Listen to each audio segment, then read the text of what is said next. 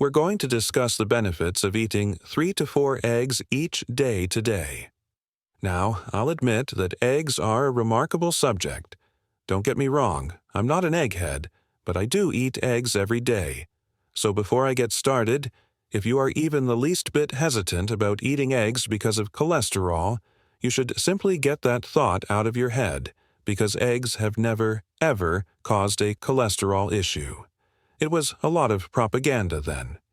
If you are at all hesitant, I will include some new research in the description below. However, I would really like to start by asking why an egg is so unique. Why does it differ so greatly from other forms of protein, such as fish or meat? First of all, the muscle portion is consumed while consuming animal protein in general. Movement, relaxation, and contraction are all controlled by the muscle. But don't worry, the egg doesn't do that. It will eventually develop into a chicken. So, let me briefly describe the protein-related differences. When it comes to protein, eggs offer the highest biological value. How on earth can that signify anything? It indicates that it is the tissue in your body that absorbs the most protein. Ingestion. At the top of the list is the egg. The second thing to consider when discussing protein is why we require it. In general, it is necessary for the development of muscle, such as tendons, ligaments, joints, etc. However, because our bodies are always fixing our protein structures, we also require it for repair. Are there any additional uses for it? It does, indeed. It aids in hormone production. It aids in the synthesis of enzymes that enable biochemistry. However, protein can also serve as a source of energy. For that, however, let's simply compare and contrast the protein found in ordinary meat and eggs. Only 10% to 20% of the muscle in fish or animal meat, I'm referring to the muscle portion, can be used as fuel, okay?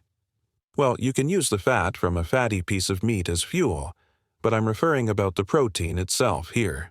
You can only utilize 20% of that as gasoline at most, okay? What about the egg now? The yolk of the egg contains a significant amount of fat. You can use that as fuel. In other words, 65% of the egg can be utilized as fuel if we look at it as a whole. This also pertains to individuals who consume more lean meat. The amount of that they can consume for gasoline will be reduced. You know, in certain tests, people were fed very skinny rabbit meat and they became quite ill. Some of them even died. You cannot rely just on protein to sustain yourself due to the fuel issue. Therefore, compared to other protein sources, eggs have some significant advantages. You could actually survive for the rest of your life on eggs and still be in good health. But that's not all. Meat lacks a few other qualities that this egg possesses. It's far more protected. Well, what does protection mean? This egg has a variety of antibacterial proteins. It's located in the white area. What does antimicrobial imply to you? I'm referring to substances that have the ability to eradicate microorganisms. Additionally, the egg white contains substances that can lock up iron as well as biotin, a vitamin B7. I'm not sure if you've heard that before. There is something in the raw egg white that can really cause your biotin levels to drop.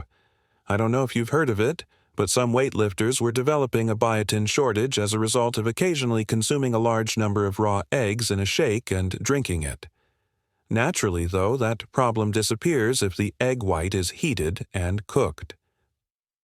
You don't need to be concerned about eggs depleting biotin, but the main idea is that the chemical is present in eggs because some pathogens rely on it, and if you can stop that, you can get rid of the harmful bacteria. Once more, the egg serves a protective and defensive function. Leucine, the essential amino acid that aids in muscle growth, is also present in eggs, along with all the other required amino acids. Additionally, eggs are the second highest source of the B vitamin choline. A fatty liver can be avoided with the help of choline. It is also a component of bile, which aids in fat digestion, and it is very helpful for those with genetic disorders since it can help repair damaged DNA. I'm going to introduce you to a new word that you might not be familiar with. Methylation is essentially a process in your body that aids in detoxification, DNA repair, and the synthesis of neurotransmitters. The sole reason I'm bringing this up is that many people have a genetic problem with it, so they may experience issues if they don't receive enough folate, which is also found in eggs, choline, or natural B12, which is found in eggs. To put it another way, many people who have a genetic issue with this will receive adequate choline and will gain from it. Because of my genetic makeup, I really have trouble digesting choline, which is why eggs are so beneficial to me. Eggs also contain incredibly potent antioxidants called lutein and zeaxanthin, which are concentrated in the retina of your eye and serve as a natural defense against UV and blue light, which can damage particular areas of your eye. In this case, for instance, if we take this eyeball and open it up right here, we have the retina in the back of the eye. I'm not sure if you can see this, but the retina is an extension of the brain that contains cells that take in information and send it back to the brain. To safeguard those cells and to see in low light, we require extremely high concentrations of lutein and zeaxanthin. These are therefore quite vital, and eggs will provide you with these things. However, they are beneficial not only for the retina but also for the other areas of the brain, which will aid in learning, memory, and attention, among other things. Okay, so what else is there in an egg? Well, it has phospholipids, which are these intriguing substances. I don't want to use a lot of fancy terms again. Your brain's membranes and other tissues benefit from this, which enables you to have excellent cognitive performance. Additionally, your eggs include a substance that functions similarly to an ACE inhibitor, which lowers blood pressure. Vitamin K2 is also included in eggs, which helps get calcium into the teeth and bones while preventing it from entering the soft tissues, joints, kidney, or arteries. That's K2, all right. It also contains retinol, the active form of vitamin A, which is beneficial for your skin, sinuses, lungs, and digestive system, in addition to your eyes.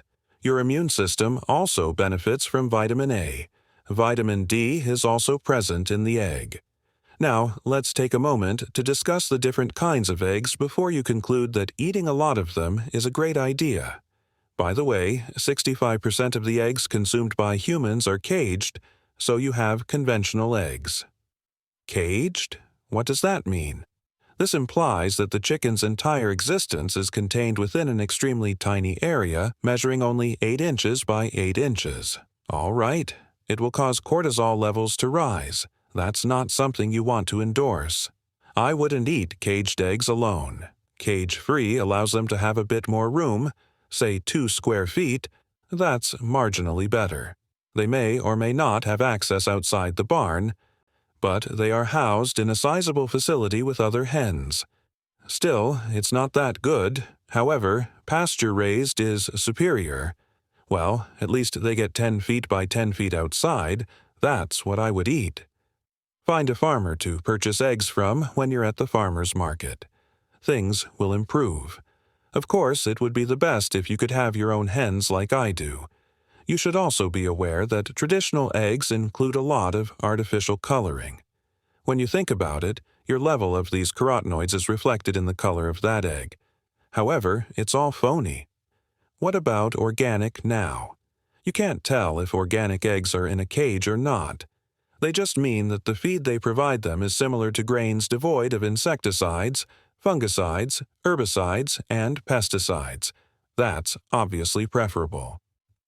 It would be fantastic if you could raise them on pasture in an organic manner. That implies that it is free of GMO grain products, isn't it? Glyphosate isn't sprayed on it. However, there are some exceptions, particularly if they are feeding them wheat that has been sprayed with glyphosate and is yet deemed non-GMO. Additionally, when they say vegetarian feed, don't be impressed because it's like, well, what's that? I mean, I give my hens a wide variety of things. They adore cheese. They will consume a wide variety of foods. Additionally, they will immediately follow the protein source if I place grains next to it. I am referring to meat. Consequently, Chickens developed to eat insects and other similar creatures. Not always, simply a lot of grains and no genetically modified corn and soybeans. To put it another way, you're essentially increasing the amount of omega-6 fatty acids in that egg by feeding conventional hens a lot of grain and genetically modified soy. It's more inflammatory, too. You can purchase eggs that are intended to boost omega-3 fatty acids, and at the moment, I'm experimenting with my chickens. The grain I'm giving them has a significantly higher omega-3 content than omega-6. Watch this space for the outcome. Okay, let's now discuss some suggestions for pairing your eggs with. Here are a few things to consider. Because of the egg yolk, eating an arugula salad with eggs will boost the absorption of the phytonutrients in the arugula by 9 times. It's fatty. Additionally, many of the phytonutrients found in all of these salad greens are fat-soluble.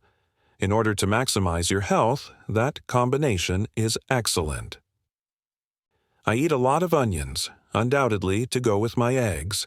I'm going to sauté them. Your detoxification mechanisms are improved. The absorption of the carotenoids is enhanced when you add sea salt and black pepper to your eggs, which is what I always do. Don't cook them too much. This might be challenging at times, as you might overcook your food while eating breakfast or anything else at a restaurant. I prefer my eggs to be cooked over easy with a runny yolk. Alternatively, if I'm making scrambled eggs, cook them till they're just done but not too done. It's a small point, but if you don't overdo it, you'll just obtain more nutrients. In season, it's a good idea to serve your eggs with a tomato. When I have these tasty tomatoes, I do it all summer long. I do that every single day. Oh my God. There are many wonderful things about tomatoes, but lycopene is the most important. This is arguably one of the strongest carotenoids or antioxidants you can eat, and it's excellent for your prostate and the interior of your arteries. It is beneficial to your eyes. Your brain will benefit from it. However, I just want to emphasize that if this is too costly, which they may be at times, and you can only buy conventional eggs at this moment, then go ahead and do it. Because that traditional egg has enough nutrients, it is far superior than these common protein sources, which frequently include various sugars and starches because they aren't just protein. They also add a lot of other ingredients. Your health will benefit from even regular eggs. The avocado is something else I add. Avocado fats are quite beneficial. And when you eat the entire avocado, you also get the fresh, unprocessed fatty acids, which are also very healthy. Regretfully, the majority of avocado oil is processed. It's done. Unless you get cold-pressed, it's oxidized. Even yet, the laws governing avocado oil are currently extremely lax. Therefore, it is imperative that you confirm the source of the avocado oil. Therefore, I suggest using butter or olive oil to fry that egg. All you need to do now is exercise caution whenever you heat any oil. However, if you don't overcook it, you should be okay with it because olive oil is also packed with a lot of preventive phytonutrients. I hope I've persuaded you to eat eggs with at least one of your meals. What kind of protein, however, ought to be used for the other meal or meals? You should view this video right here for that information.